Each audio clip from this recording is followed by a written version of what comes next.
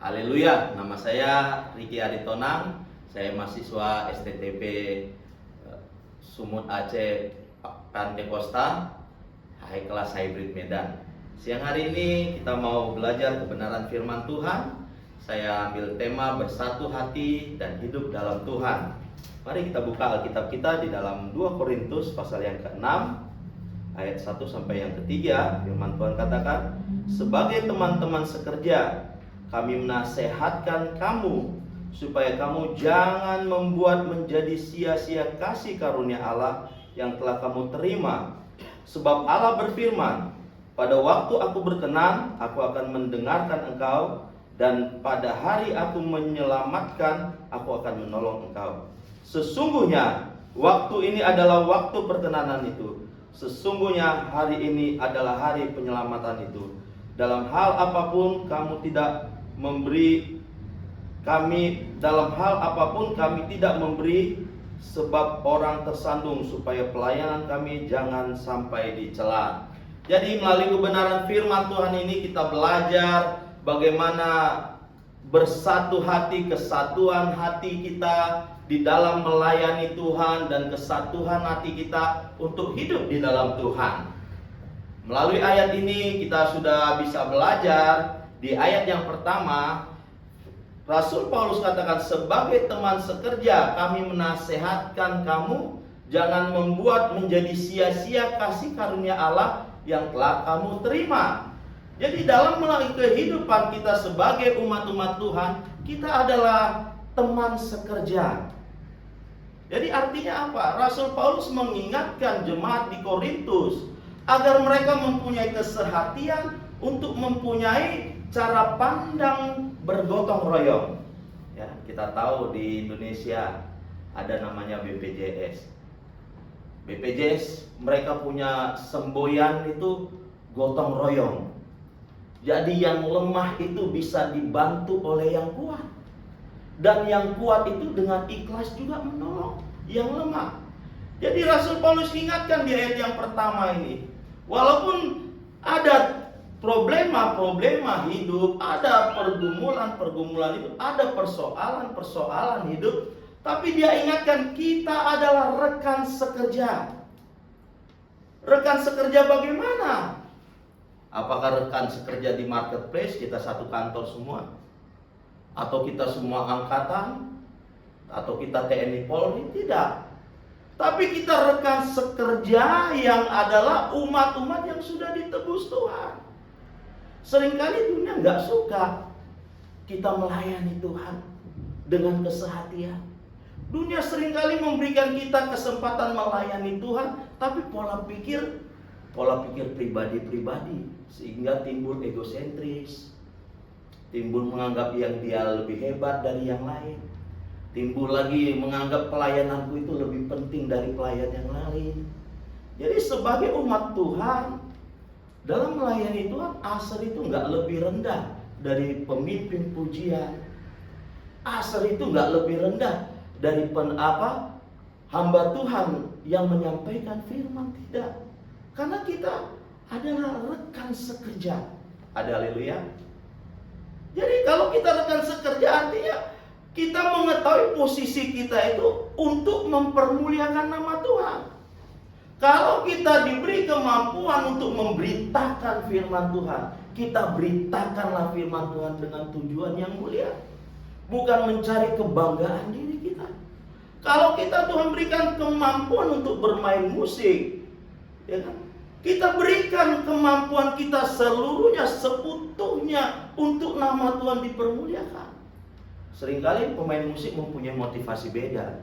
Kenapa saya bilang gitu? Aku tahu sebab Allah, ya kan? Kita main drum dulu, dengan gayanya, supaya apa? Oh, itu ada wanita yang kita lirik, ya kan? Sehingga motivasi kita melayani bukan apa? Untuk ada alasan jalan kita jadi populer, sehingga orang yang kita suka itu lebih gampang kita masuknya. Tapi motivasi yang seperti ini harus kita hilangkan. Ketika kita mau melayani Tuhan, baik di pemain musik, di singer, bahkan sampai penjaga parkir sekalipun, kita mau ngerjakannya ini bagaimana nama Tuhan dipermuliakan. Jadi sebagai teman sekerja, Rasul Paulus katakan, kami menasihatkan kamu jangan membuat menjadi sia-sia kasih karunia Allah yang telah kamu terima. Jadi kasih karunia Tuhan itu bukan barang yang murah atau gampang kita beli. Seperti ibu-ibu beli garam, di warung mana saja ada gampang. Tapi kasih karunia itu lebih mahal dari emas. Kita tahu sekarang kan harga emas, wow, melambung tinggi. Sampai yang muda-muda sekarang biasanya dia buat cincin nikahnya wanita 10 gram, pria 15 gram, sekarang 2 gram, 3 gram cukup. Kenapa? Biayanya mahal. Ya, biayanya mahal. Tapi bukan itu konsepnya. Artinya apa? Kasih karunia Tuhan itu jauh lebih mahal dari emas. Allah yang mempunyai semuanya rela jadi manusia yang terbatas. Itu aja hal yang sulit. Siapa Bapak Ibu di sini yang paling kaya? Apakah dia legowo hatinya kalau jadi miskin, untuk yang miskin jadi kaya? Saya rasa gak ada yang mampu untuk kerjakan hal sederhana ini saja. Kenapa? Itu berat. Allah yang tidak terbatas mau membatasi dirinya jadi manusia, itu bukan perkara yang ringan. Jadi kasih karunia Tuhan itu bukan barang yang gampang untuk dikerjakan. Apalagi dia yang tidak bersalah rela mati di kayu salib untuk saya dan saudara. Itu bukan perkara yang bisa kita kerjakan seperti kita membolak-balikkan telapak tangan kita. Seringkali kita yang salah ditegur saja dengan yang lebih mudah, hati kita kecewa. Hati kita berontak. Siapa lo? Negur saya. Lo gak tahu, saya senior di sini. Padahal kita ada kesalahan, ditegur saja nggak bisa.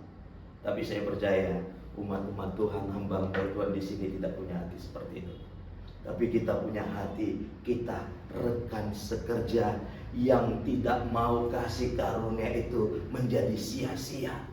Kita mau ketika kita masih ada di bendangnya Tuhan. Kita mau ketika kita menjadi umat Tuhan, sampai Tuhan katakan, hai sabaslah engkau, hambaku yang setia. Mari masuk ke tempat perhentianku, di mana Allah sendiri menjadi sentral kehidupan kita. Haleluya. Jadi mari ya kita sadari betul. Ayat yang pertama ini mengajar kita. Kita rekan sekerja. Tidak ada bos di sini. Tidak ada yang lebih hebat di sini. Tidak ada yang lebih unggul di sini. Semuanya kita oleh karena anugerah Tuhan. Kalau bukan anugerah Tuhan, kita manusia yang berdosa. Upah dosa Alkitab jelas katakan maut. Upah dosa seganteng apapun kita, apapun kedudukanmu, berapa banyak perusahaanmu, berapa banyak rumahmu, berapa hebat keturunanmu, tapi ketika engkau tidak menikmati kasih karunia, upah dosa adalah maut. Upah dosa adalah kematian. Hartamu yang berjubel, bahkan seluruh dunia, kalaupun itu milikmu, itu tidak bisa menyelamatkan itu. Untuk itu Rasul Paulus menerangkan secara jelas bahwa kasih karunia itu harus kita perjuangkan, pertahankan, karena ini lebih mahal dari emas murni. Seringkali kekristenan kita menyepelekan, sehingga kita nggak tertarik untuk beribadah, nggak tertarik untuk menyembah Tuhan, nggak tertarik untuk menyanyikan pujian yang baik kepada Tuhan, nggak tertarik mendengarkan dan merenungkan serta melakukan kebenaran firman Tuhan. Kenapa? Karena kita anggap sepele kasih karunia Tuhan. Karena kita nggak ngerti value-nya itu seberapa besar. Kita nggak memahami secara jelas, gamblang, secara terang benderang bahwa kasih karunia Tuhan itu begitu mahal harganya. Tapi puji Tuhan, melalui ayat ini, ayat pertama kita diajarkan oleh Tuhan, supaya kita menjadi rekan sekerja yang saling mendukung, rekan sekerja yang saling membangun. Jangan kita punya prinsip dunia, susah lihat orang senang, senang lihat orang susah. Jangan kita punya prinsip dunia, oke, kali ini kau bisa duduk menjadi ketua, tapi besok kau akan kujatuhkan dengan cara-cara yang kotor, dengan cara-cara yang gak elegan. Kenapa? Karena iri hati. Tapi ketika kita lihat hidup kita ini adalah kasih karunia, Rasul Paulus menjelaskan di ayat yang pertama, sebagai teman sekerja kami menasihati kamu. Jadi ada nasihat. Kenapa diberikan nasihat? Supaya orang itu tidak terhilang. Orang menasihati bukan mempunyai tujuan supaya dia jatuh dan hilang, enggak. Tapi ketika kita menasihati, sama seperti orang tua menasihati anaknya. Enggak ada orang tua menasihati anaknya supaya anaknya itu tambah jatuh terperosok semakin dalam. Tapi dia menasihati anaknya supaya anaknya semakin berhasil, semakin maju, semakin berbuah, semakin berhikmat, semakin diberkati. Haleluya orang-orang tua. Pernahkah orang tua mempunyai pemikiran, aku nasihatkan anakku supaya dia tambah blow on? Ya, sama dengan Rasul Paulus. Dia menasehatkan supaya apa? Supaya umat-umat Tuhan yang sudah Tuhan tebus, kita ini, saya dan saudara ini, yang Tuhan tebus, agar tetap ada di guide-nya atau di jalannya Tuhan.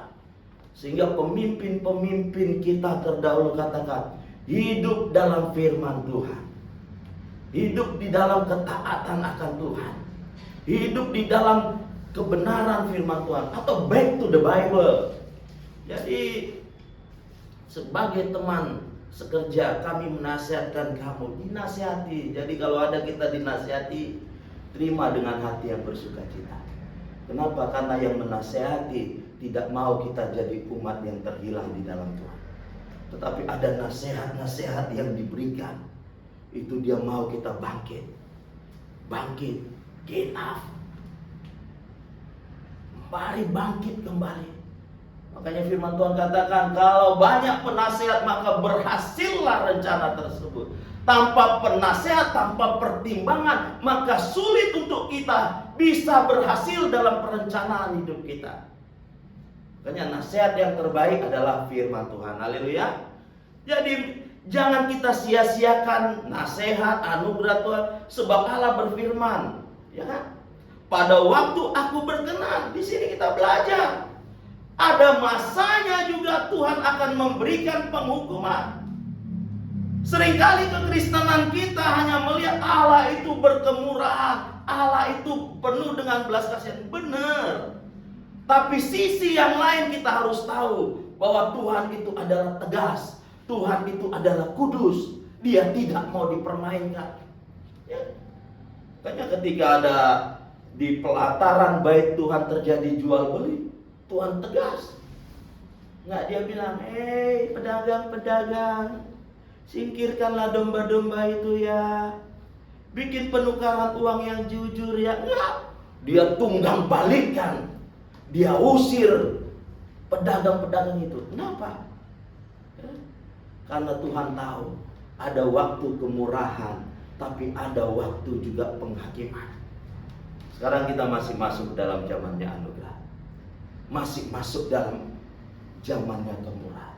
Kalau kita sudah tahu ini waktu kemurahan, seharusnya lah membuat kita semakin sadar dan takut akan Tuhan lebih lagi. Seharusnya lah membuat kita semakin menangis bersungguh-sungguh untuk datang kepada Tuhan. Puji Tuhan. Jadi ini poin yang pertama masih ya, belum kedua, ketiga kan. Tapi saya selalu punya prinsip, hidup itu kasih karunia. Haleluya. Jadi saya nggak Taurat. Kalau Taurat nggak diselesaikan semua, berdosa. Tapi kalau kasih karunia, ya Tuhan tolong. Lain waktu undang saya lagi. Haleluya. Puji Tuhan. Sekian dan terima kasih. Kita duduk dalam doa.